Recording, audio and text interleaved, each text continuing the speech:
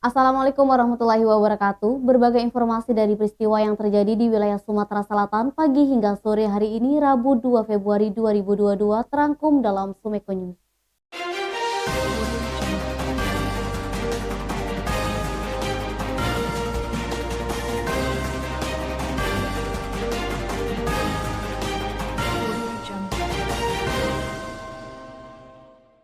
Kemeriahan perayaan Hari Raya Imlek masih terlihat pada hari kedua, Rabu 2 Februari, khususnya di pemukiman warga Tionghoa yang ada di kota Palembang. Salah satunya di kawasan Taksam, Jalan Dr. M. Isa, Ilir Timur 2, Palembang. Warga Tionghoa di Lorong Cinta Kasih, Jalan Dr. M. Isa bersukacita merayakan Hari Raya Imlek pada hari kedua, Rabu 2 Februari. Atraksi barongsai Locia yang berkunjung ke rumah-rumah warga menambah kemeriahan. Barongsai Matan yang berwarna putih dan singa yang berwarna merah menyapa warga. Barongsai masuk ke rumah dan mendoakan penghuni rumah. Agus, ketua rombongan barongsai Locia, mengatakan pada hari kedua yakni sembahyang dewa, barongsai Locia sengaja mendatangi rumah-rumah warga Tionghoa yang merayakan Imlek. Selain menghibur, rombongannya yang terdiri dari 14 orang juga mendoakan penghuni rumah. Untuk itu barongsai Locia lengkap dengan alat musik berkeliling dari rumah ke rumah warga yang merayakan Imlek. Rapi, Sumeko TV melaporkan.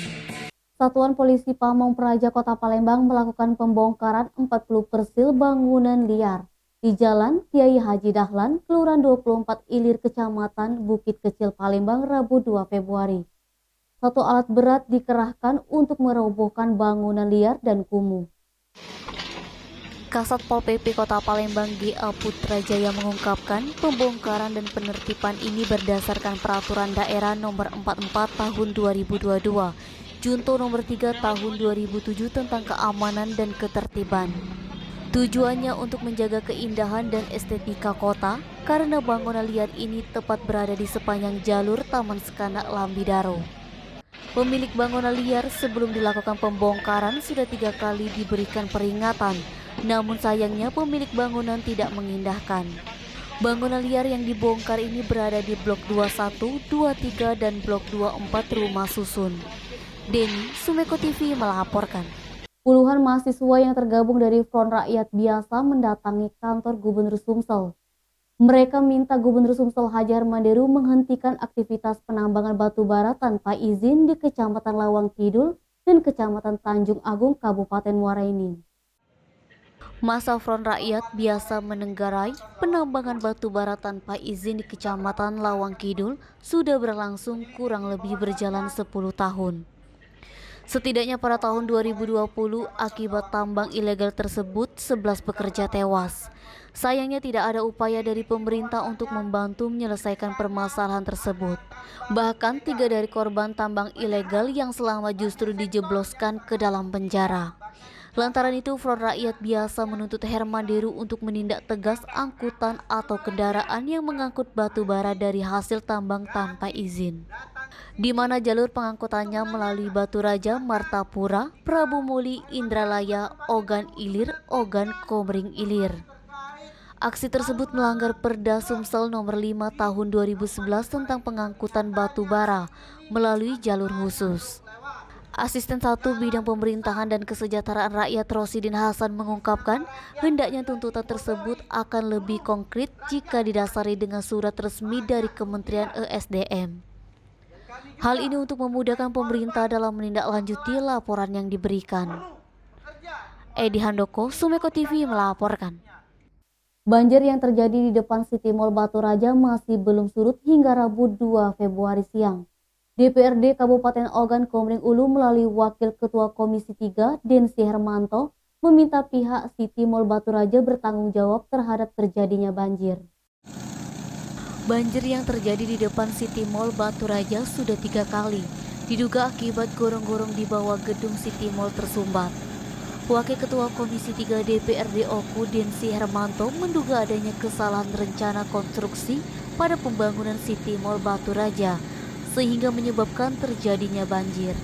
Kawasan tersebut memang merupakan tempat bertemunya aliran air dari beberapa arah sehingga kawasan itu disebut Simpang Lubuk. Sebelum City Mall dibangun, ada sebuah lubuk besar yang bermuaranya ke Lubuk Idung Sungai Ogan. City Mall merupakan pihak yang paling bertanggung jawab atas kejadian ini. DPRD Oku meminta agar manajemen City Mall segera menangani masalah ini agar tidak berlarut-larut terendam air.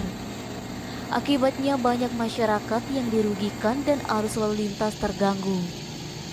Sementara itu, General Manager City Mall Batu Raja Rudi Alamsyah Siregar pihaknya masih mempelajari penyebab terjadinya banjir. Namun tidak menampak jika banjir tersebut diduga terjadi akibat adanya sumbatan pada gorong-gorong yang berada di bawah gedung City Mall Batu Raja. Sementara itu, BPBD bersama Dinas Pemadam Kebakaran dan Penyelamatan Kabupaten Oku menerjunkan 13 mesin pompa dan 3 unit mobil pemadam kebakaran untuk memudahkan penyedotan air. Jaksa tidak hadir tanpa keterangan sidang pra-peradilan penetapan tersangka atas nama pemohon Huda Imadang dalam kasus dugaan korupsi dana hibah Masjid Sriwijaya tertunda. Seyogyanya sidang pra-peradilan yang digelar di PN Palembang Rabu 2 Februari dengan agenda pembacaan permohonan pra-peradilan di hadapan Hakim Tunggal Efrata Happy Tarigan SHMH. Bani Kohar Harahap SHMH kuasa hukum pemohon Huda Imadang menceritakan pengajuan pra-peradilan dikarenakan ada 2 alat bukti yang tidak sesuai atas ditetapkannya tersangka oleh pihak kejaksaan terhadap kliennya. Namun Bani enggan menjelaskan 2 alat bukti apa saja yang dimaksudkan. Naimullah SHMH, tim Jaksa Kejati Sumsel mengaku ketidakhadiran pihaknya selaku termohon dikarenakan telat menghadiri persidangan.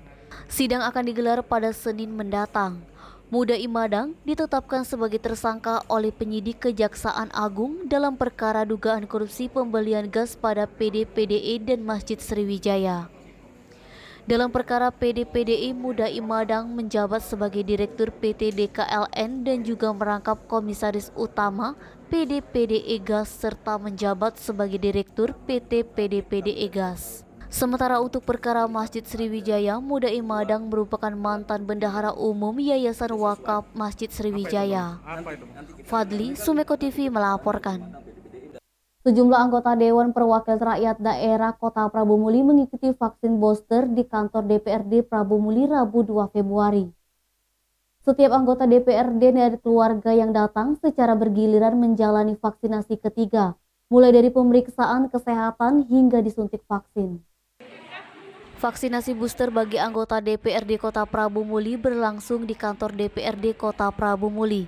Satu persatu anggota Dewan melakukan vaksin.